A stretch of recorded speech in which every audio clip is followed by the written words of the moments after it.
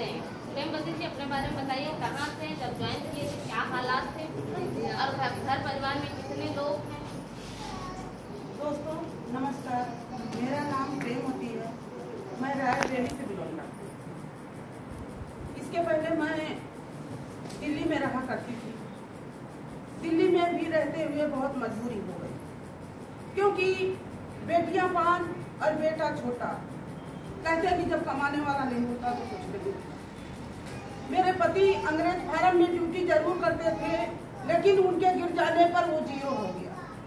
खाने को बहुत दिक्कत, बच्चे छोटे छोटे। मैं क्या किया करती, मैं लोगों के साथ, महिलाओं के साथ मैं गुलाब निराने जाया करती। देखो, बच्चे पालना है तो कहीं ना कहीं कुछ करना है। मैं सबसे पूछा करती थी कि काम हो तो हमको बताओ। मैं उस समय मैं गुलाब निरा करके उन कांटों के बीच में चल करके मैंने अपना जीवन बिताया। धीरे धीरे बस ऐसे चलता रहा। मैं कुछ दिन बाद मैं दिल्ली से मेरे पति के बीमार हो जाने के बाद जब देखा कि दिल्ली में गुजारा नहीं हो, हम क्या करेंगे। कुछ दिन के बाद मैं वहां से 20,000 लगा के और गाड़ी में भर के सब मैं रायबरेली आ गई। जब रायबरेली आ गई तो जब खेती नहीं है, यहाँ भी शहर में घर है, तो भाई बच्चों के लिए तो कुछ करना पड़ेगा। मैं धीरे धीरे रायबरेली में आ गई तो मैं कहाँ जाऊँ काम करने के लिए मैं एक छोटी मोटी मशीन, मैं सिलाई का काम सीखी नहीं थी, लेकिन मजबूरी ने हमें सिखा दिया। जिस दिन जब सिलाई का काम मजबूरी ने सिखा दिया, मैं कुछ दिन पुराने कपड़े काट के पैंट का ब्लाउज बनाती, काट के बच्चों को फ्रॉक बनाती। धीरे धीरे सुई से बनाते बनाते आदत पड़ गई। फिर छोटी मशीन ली, धीरे धीरे मैं सिलाई करने लगी। सिलाई करते करते फिर भी बच्चे बड़े हो रहे हैं, पढ़ना भी। आज की दुनिया में कहीं भी देखो, जैसी जैसी समय बदल रहा वैसे वैसे महंगाई बदल रही, वैसे वैसे हर कुछ बदल रहा। हर चीज में महंगाई, कुछ नहीं हो रहा था। मैं सोचा करती थी घर में कि दवा भी कराना बहुत जरूरी है, क्योंकि पति बीमार है। अगर इनको भी कुछ हो जाता है तो हम 5 बेटियां लेके किसके घर जाएंगे। कोई नहीं, हमारे रिश्तेदार भी हमारा कोई नहीं आता। क्यों, कभी आ जाए तो ऐसा ना हो 2-4 हजार रुपया मांगे। धीरे धीरे मैं परिस्थिति घर की झेला करती। मैं सबसे बोला करती रायबरेली में आके कि भाई दीदी हमें कहीं काम बताओ। तो लोग क्या करते थे रायबरेली के कि किसी के यहाँ झाड़ू पोछा करने जाया करती। जब झाड़ू पोछा करने जाया करती थी तो एक दिन हमको भी बुला के ले गई। जिस दिन मैं झाड़ू पोछा करने गई, क्योंकि बच्चों की मजबूरी थी, हमें इन लड़कियों को पालना था। मैं हिम्मत आज हम कहीं भी सुनती, कोई कहता 5 बच्चे की माँ भाग गई, कोई कहता 4 बच्चे की माँ भाग गई, लेकिन पति हमारा यही सोचता था कि कहीं ये ना बड़े घर की है, ये ना भाग जाए। लेकिन मैं हिम्मत दिलाती थी कि देखो, जीना भी आपके साथ और मरना आपके साथ। मैं कहीं नहीं जाऊंगी, मैं किसी तरह तुम्हारी जान भी बचाऊंगी और बच्चों को भी बचाऊंगी। मैं उस दिन उस लेडीज के साथ मैं चौका बर्तन करने जब वहां गई तो बर्तन को देखा तो क्या खाया था वो ऊपर वाला जाने। मेरी हिम्मत छोटी हो गई देख के कि मैं एक भगत घर की इंसान की, इसने पता न क्या खाया। मैं खड़ी खड़ी उन बर्तनों को देखती हुई और रोने लगी। जो लेके गई थी लेडीज, मैंने उससे कहा कि मैं नहीं कर पाऊंगी, मैं घर वापस आ गई। तो मैं जब आ गई तो मेरे पति कहते हैं कि दुनिया चौका बर्तन करके खा रही है, तुम डरती हो। मैंने कहा कि मैं चौका बर्तन नहीं करूंगी। उसी दिन मेरे पति ने बोला कि तुम घर से निकल जाओ, जब तुम कुछ नहीं कर सकती घर से निकल जाओ। मैंने उसी दिन अपने जान की आहुति देने के लिए मैं जहर पीस के रख दी कि आज मैं सबसे बात करूंगी, लेकिन कल हम नहीं रहे। मेरी धीरे धीरे एक दिन ऐसे गुजरा कि किसी ने हमको फोन किया, बताया, लेकिन उनकी भी बात नहीं सुनती थी। लेकिन धीरे धीरे वो क्या हुआ कि जब मैं 12 बजे उठी तो वो जो है खामोश खा के बैठ गई। लेकिन हम कहीं चली भी जाती तो हम बच्चों को छोड़ के जी ना पाती, तो ऐसे भले हम कहीं मर जाएंगे वो ठीक है। लेकिन धन्यवाद करते हैं आज हमारी गुरु महागुरु मैम के लिए और हमारे डीपी सर के लिए, और ये जो रास्ता मिला है आज, ये काम सबकी जिंदगी में खुशियां ला रहा, जो इसको विश्वास करके आज इन सबके लिए जोरदार ताली।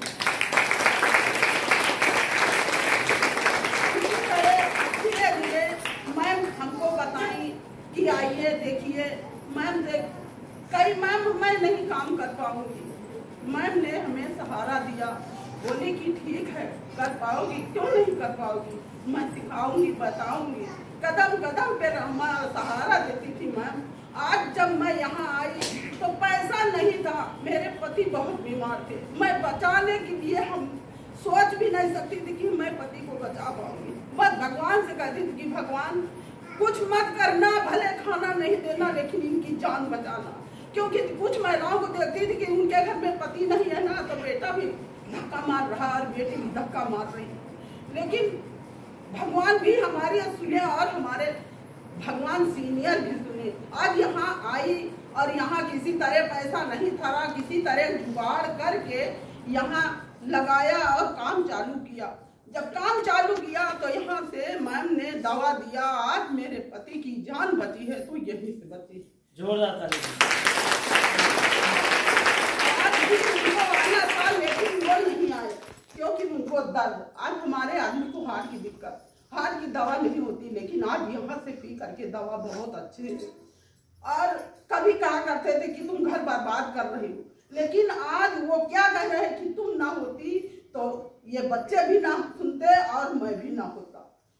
ये समझ लो ये घर आज खुशियां ला रही तो तुम्हारे जरिए खुशियां। और मैं हमको जिस दिन ये चेक आया उस दिन हमको भरोसा नहीं हुआ, हम रात भर उठ उठ के बैठते रहे, सोचते रहे कि अगर कहीं मैम की बात हम अनसुनी कर देते तो क्या पैसा आता। हमारे आदमी कह रहे हैं क्यों नहीं सो रही, हम कहे हमको पता नहीं क्यों खाते में पैसा आया, मैं कभी खाता के बारे में कोई पूछता तो मैं खाता नहीं जानती थी खाता क्या चीज होता। मैं दिल्ली घूम के आई, सब कहीं घूम के आई, कोई पूछता कि खाता खुलाया, मैंने खाता नहीं खुलाया, हम खाता को जानते नहीं कैसे क्या होता, खाते में कैसे पैसा आता और कैसे जमा होता। लेकिन आज धन्यवाद करते हैं इस सिस्टम को और रूट पेयर को और हमारी चाहत मैम और डीपी सर हमारे घर जा जाके हमको बुला के बता के कह के आते, जो उन्हीं की बात पे मान के आज यहाँ से हम 59,000 का चेक बनाए। अब जो दुख था आज भी कह रहे हैं, जो दुख था वो टल गया, लेकिन मैं मरने के लिए रेलवे तक पहुंच गई थी। ये बच्चे हमारे कहते थे कि तुम गंवा रही हो, तुम बर्बाद कर रही हो, पापा इनको 1 रुपया मत दो, ये घर बिगाड़ रही है। मैं सोचती थी कि आज बच्चे भी हमको कह रहे हैं मैं मर जाऊंगी कुछ भी लो, लेकिन एक भगवान फरिश्ता मिला हमको, वो लाया घर और बैठाया, उसने बोला कि क्यों मर रही हो, लेकिन उसको क्या पता कि मैं क्यों मर रही। उसी दिन आके मैं कसम खाई हूँ कि प्रेमवती मरना नहीं, अगर जिंदगी में इसमें आई हो तो खुशियां ला के और अपनी जिंदगी बना के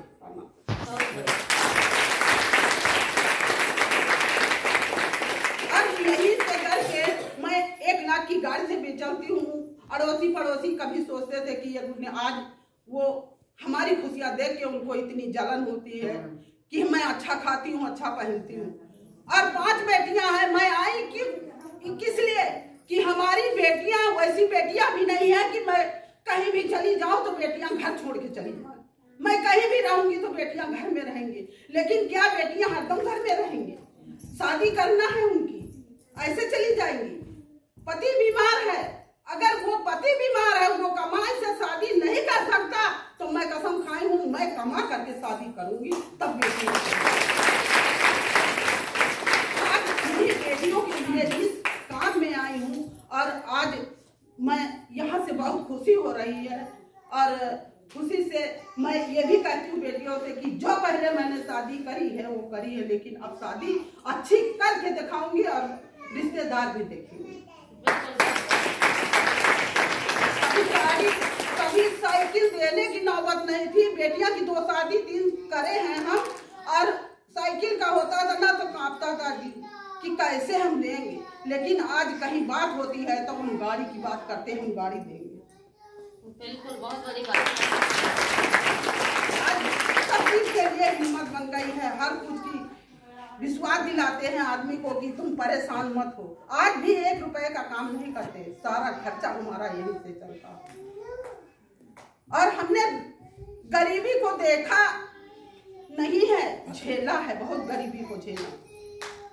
लोग तो, महिलाएं तो कमापति की कमाई में पाती है तो क्या क्या ले लेती है, लेकिन हमने कभी नहीं।